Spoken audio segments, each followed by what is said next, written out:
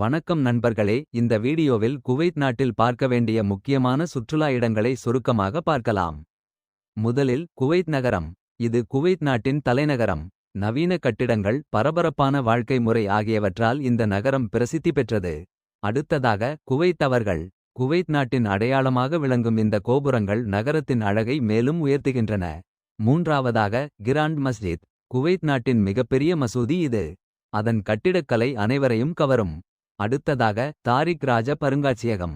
இங்கு இஸ்லாமிய கலை, பழமையான பொருட்கள் மற்றும் கலாச்சார அம்சங்களை பார்க்கலாம்.